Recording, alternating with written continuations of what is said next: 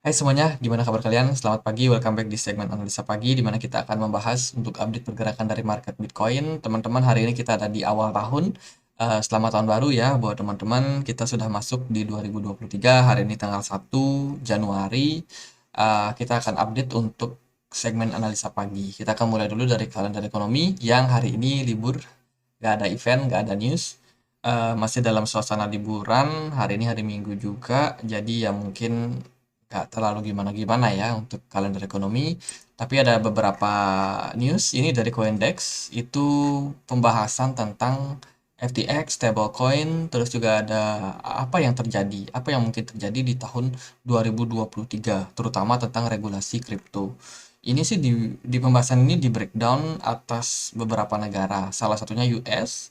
Di US, mereka mengatakan tahun ini tidak sesuai dengan harapan teman-teman. Bagaimana kita melihat bull market itu sudah berganti menjadi bear market di tahun ini, dan juga kita mendapat banyak sekali insiden.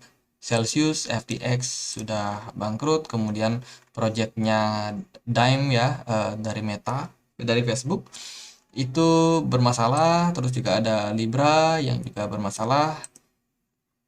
Ya banyak lah. Maka dari itu regulasi sangat penting untuk dilakukan saat ini. Jadi mereka berekspektasi bahwa regulasi bisa segera digarap atau ya segera segera diselesaikan lah bisa dibilang, supaya para investor ini nggak kegantung teman-teman. Karena kan mereka lagi takut nih, kepercayaan investor itu lagi lemah-lemahnya sekarang karena tidak adanya regulasi di market. Artinya adalah kalau teman-teman bertransaksi di kripto, boro-boro teman-teman cuan. Aman aja udah enggak, teman-teman. Banyak sekali resikonya.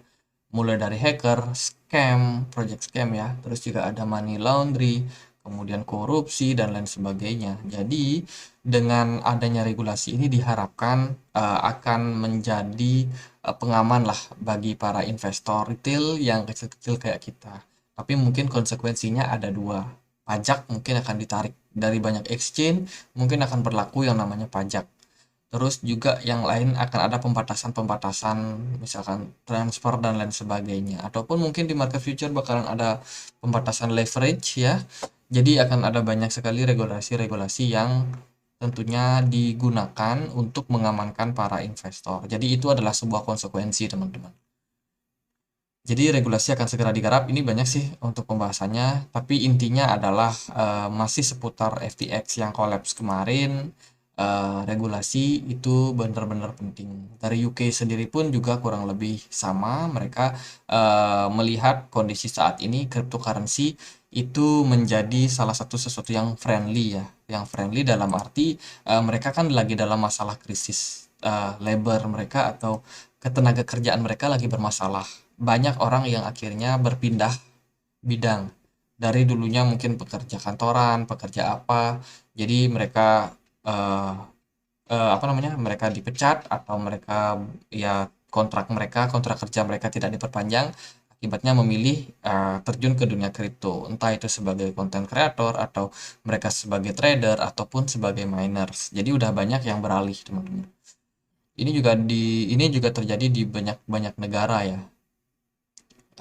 Uni Eropa pun juga akan siap untuk meregulasi cryptocurrency, termasuk exchange dan semua perangkat-perangkatnya itu, supaya bisa menjadi sesuatu ekosistem yang lebih baik. Jadi ide awal daripada blockchain kan decentralized. Sekarang udah berganti karena decentralized dilihatnya tidak aman. Ada banyak resiko seperti yang kemarin-kemarin, mulai dari Terra Luna sampai FTX. Jadi orang-orangnya ini yang terlibat ini ya bisa dibilang tidak mendapatkan eh, hukuman yang sesuai ya. Bahkan Do Kwon sendiri bisa pergi kemana-mana, teman-teman.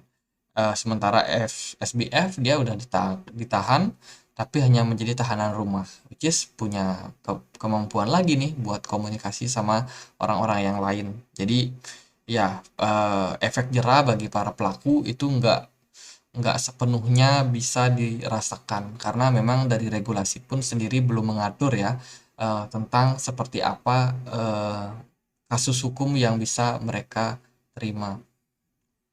Meskipun itu ya berupa penipuan dan lain sebagainya, tapi intinya regulasi lah yang paling penting. Itu dari India sendiri. India ini salah satu negara yang cukup aktif. Mereka sangat terbuka terhadap cryptocurrency dan saat ini mereka memasang pajak 30% untuk tax di kripto ya. Jadi sangat besar, teman-teman. Ini tentunya membuat India itu menurun pengguna kriptonya karena pajak yang terlalu tinggi ini. Tapi meskipun begitu, proyek-proyek besar tetap jalan. Matic itu salah satu proyek yang besar. Terus juga exchange besar kayaknya ROI Global itu juga dari India dan banyak sekali exchange dari India juga. Jadi bisa dibilang minat India sendiri sebagai negara yang memang cukup mengikuti perkembangan teknologi ya, negara yang sangat maju dalam hal teknologi. Jadi mereka masih tetap di sana di dunia kripto. Oke, mungkin itu yang kita bisa lihat. By the way, regulasi kripto pun juga udah cukup rame ya sekarang, terutama tentang CBDC yang banyak negara sekarang udah buat, teman-teman. Jadi intinya kita bisa pakai mata uang kita sendiri, contohnya rupiah, itu dalam bentuk blockchain atau dengan menggunakan teknologi blockchain. Which is ini sebenarnya baik ya, terutama kalau bisa dipakai buat pemerintahan, buat ya sesuatu dari pemerintah lah bisa dibilang, entah itu buat proyek atau apa. Jadi kan data itu bisa diawasi oleh siapa saja atau oleh regulatornya tentunya. Jadi kalau ada transfer-transfer yang mencurigakan, korupsi-korupsi itu diharapkan tidak bisa, tidak tidak apa ya, bisa bisa dengan mudah untuk dipublikasikan. Jadi kalau menggunakan teknologi blockchain. Tapi itu sepertinya masih akan beberapa tahun ke depan sih. Semoga aja bisa segera ya. Terus dari ini ada Biden's rules, ini adalah pergantian ya daripada rezim dari Donald Trump yang berpindah ke Biden. Ada beberapa perubahan tentunya yang mereka lakukan dari segi pemimpin ya, pemimpin jabatan seperti SEC, Treasury, kemudian CFTC dan lain sebagainya. Ini yang saat ini yang masa Biden. Ini yang masa Biden, ini yang masa Trump. Jadi saat ini udah penuh lagi posisinya, jadi ya gitu aja. eh Intinya regulasi lah yang bakalan digarap di 2023. Semoga ini menjadi news yang baik buat market ya. Terus dari CryptoWin ini ada dari Coin Telegram ya, Crypto Winter won't end in 2023. Bitcoin Advocate David Marcus. Ini cerita dari David Marcus atau pendapat dari David Marcus yang mengatakan winter itu bisa aja berakhir di 2025. Which is lama banget ya untuk prediksi mereka. Mereka mengatakan bahwa market saat ini dalam kondisi yang parah setelah kejatuhan daripada FTX dan mereka melihat fase pemulihannya ini bakalan cukup panjang. Cukup panjang, jadi mereka melihat ya kondisi 2024 pun juga sepertinya market belum totally bullish. Baru benar-benar pulih di 2025.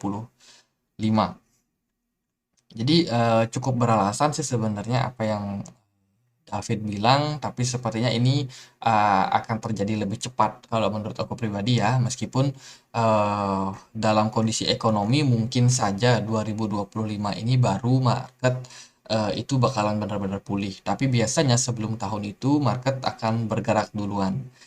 Market akan selalu bergerak lebih dulu daripada kondisi ekonominya. Sebelum ekonomi pulih, market biasanya sudah all time high.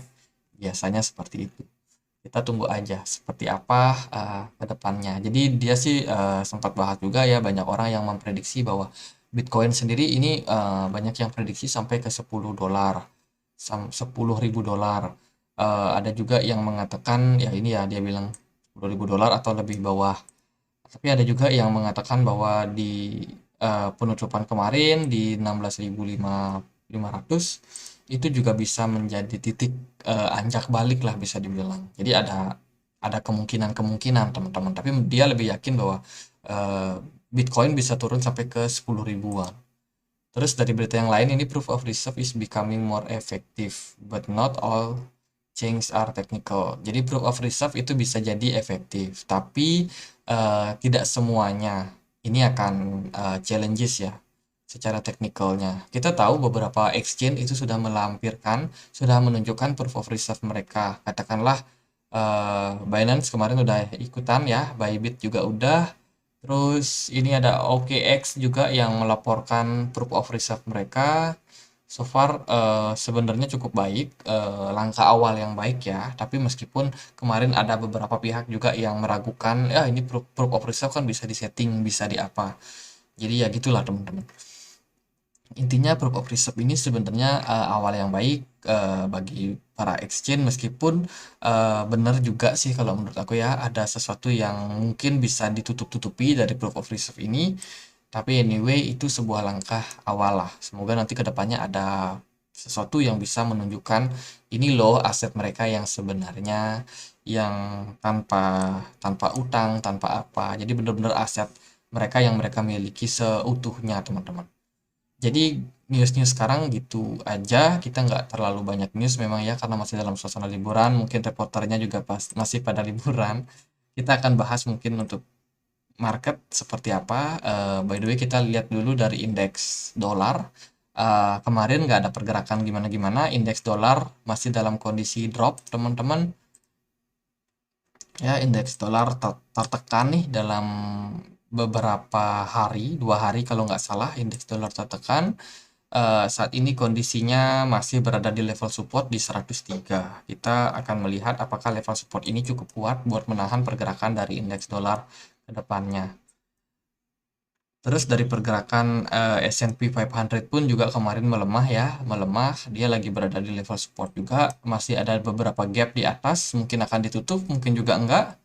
Kita nggak pernah tahu, tapi ada possibility buat ketutup dulu. Di sini kelihatan market maker nggak ada di market, banyak spekulan dan juga para retail aja. Dari Bitcoin sendiri pun juga kita menemukan data ini udah cukup lama, dari bulan Desember, 16 Desember, which is pertengahan Desember, kita udah dapat pergerakan yang sideways. Di sini tidak diikuti dengan volume yang tinggi. Ya, baru kemarin aja volumenya cukup tinggi, tapi dari segi pergerakan market maker itu nggak ada, which is yang banyak di market adalah spekulan dan juga retail. Artinya mungkin market belum siap buat kembali bullish. Kalau kita kita kita cek dulu dari di time frame monthly. Kalau di time frame monthly sepertinya kita bakalan closing merah lagi ya, candle merah. Belum ada tanda bullish reversal, which is mungkin Januari. Kita akan melihat ya kemana market. Tapi yang kita lihat saat ini adalah adanya penurunan tekanan dibandingkan dengan bulan November kemarin. Bulan November kita benar-benar tertekan ya, sangat signifikan. Ini karena kasus FTX. Terus di bulan Desembernya kita udah mulai slowing down. Kita mulai bisa meredam penurunan yang sangat ekstrim itu. Tapi bear market sepertinya masih belum belum melihat tanda pembalikan teman-teman. Dari time frame weekly pun juga serupa. Setelah kemarin kita di sini ada satu candle doji, kemudian sini ada mirip hammer ya. Hammer sebuah tanda bahwa ini rejection sangat besar terjadi ketika Bitcoin naik ke 18.000 kemarin, tapi sekarang kondisinya Bitcoin turun drop ke 16 ribuan. Which is di level sana banyak yang jualan. Ini mungkin dipengaruhi karena banyak miners teman-teman, jadi hash rate turun ya, hash rate dari Bitcoin turun, return yang didapatkan para miners ini turun bisa dibilang, dan ini berdampak sama penjualan daripada para miners. Mereka jual Bitcoin mereka karena apa? Mereka butuh yang namanya tutup modal. Mereka kan punya tuh tagihan-tagihan kayak listrik, maintenance aset mereka ya, hardware mereka. Jadi mereka butuh untuk itu supaya mereka tetap bisa jalan miningnya. Jadi mereka jualan deh Bitcoin mereka. Bitcoin hasil mining mereka itu mereka jualan buat tutup ya biaya listrik dan lain sebagainya. Sehingga market drop lagi. Dan ini mungkin bakalan masih terjadi ke depannya. So kita masih wanti-wanti, masih hati-hati juga dalam kondisi sekarang. Market belum belum belum siap untuk pulih kalau kita lihat. Tapi meskipun begitu, teman-teman ada biasanya nih di setiap bulan itu akan ada sesuatu yang berbeda, ada atmosfer yang berbeda. Apalagi kalau pergantian tahun. Saya rasa ritmenya akan berubah ke depannya. Semoga aja benar. Semoga aja market bisa dapat titik yang lebih baik ya. Mungkin sekarang kalau dari time frame daily ini, aku melihat Bitcoin masih berada di dalam sebuah falling wedge. Ini skenario pertamaku ya, Bitcoin berada dalam falling wedge pattern dan saat ini kita ada di kisaran 16.500, which is kita berada di level tengah-tengah. Kita nggak di kita nggak di dasar, kita juga nggak di resisten di atas. Artinya adalah teman-teman fase ini kita mungkin bakalan nanggung nih. Kita ada kemungkinan buat naik, testing ke level kuat di sini di 18.000, atau kita juga bisa berpotensi buat turun mencari level bottom yang di sini prediksinya bisa sampai ke 14.000 sampai 13.000. Jadi ada possibility dua hal tersebut bisa terjadi. Kalau naik pun dia nggak akan naik sangat tinggi ya. Itu pun juga harus dengan good news yang bagus yang bisa bikin market, wah ini market bakal naik. Tapi kalau kita realistis dalam kondisi sekarang di mana banyak orang yang bermasalah, apalagi ada ancaman resesi di 2023, tapi rasa-rasanya dari candlestick pattern juga cukup mendukung ya untuk bearish terjadi, ya bisa aja pergerakan market cenderung turun. Untuk level supportnya ada di kisaran 16.000 dan juga di 15.500. Itu untuk support terdekatnya. Sementara untuk resisten, teman-teman bisa perhatikan di 17.000 dan juga di 18.000. Untuk skenario yang kedua buat Bitcoin, ini Bitcoin masih ya setelah dia keluar dari yang namanya descending triangle, Bitcoin bergerak cenderung sideways dengan pelemahan trend. Sudah sangat jelas Bitcoin drop daripada descending ini, kemudian dia breakdown. Saat ini kita berada di dalam sebuah channel. Kemarin kita sempat naik ya, ngetes level resistance di sini. Kalau teman-teman perhatikan, kita ngetes aja level sini nggak berhasil tembus loh, nggak berhasil finish di atas.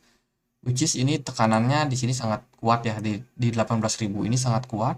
Kita dibanting turun lagi dan saat ini buat naik pun susah teman-teman. Nah, dari pertimbangan ini kita bisa melihat possibility buat Bitcoin kalau dia bagus, sebagus-bagusnya naik pasti sampai 18.000 aja. Karena di sini ada level resistance ya.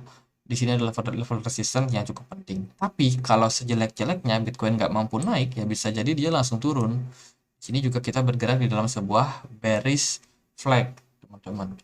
Nah, kalau hal tersebut terjadi, maka tren penurunan udah pasti ya, udah pasti bakalan lebih terbuka lebar lagi. Jadi market secara news, secara teknikal saya rasa masih cenderung bearish. Belum ada tanda reversal, tapi itu lagi harapannya semoga nggak akan lama. Market bisa segera pulih ya, mungkin ya 14.000 ideal lah kayaknya buat cicil beli lagi teman-teman. Mungkin teman-teman yang udah cicil di 16.000, teman-teman wah ini kok turun lagi. Nah nanti di 14.000 itu poin yang bisa kita manfaatkan buat ambil barang murah lagi. Poin-poin berikutnya ya di bawah lagi di 11.000 atau di 10.000. Ya gitu aja buat pembahasan Bitcoin saat ini. Hari ini mungkin market cenderung volatile, volumenya kecil, dan juga dari segi tren kecenderungan saya melihat ini lebih akan turun ya. Jadi gitu aja pembahasan kali ini, semoga bisa bermanfaat. Kalau teman-teman punya pertanyaan lain, punya koin lain untuk dibahas, boleh feel free tulis aja langsung di kolom komentar. Sekian aja dan akhir kata saya Andri, makasih.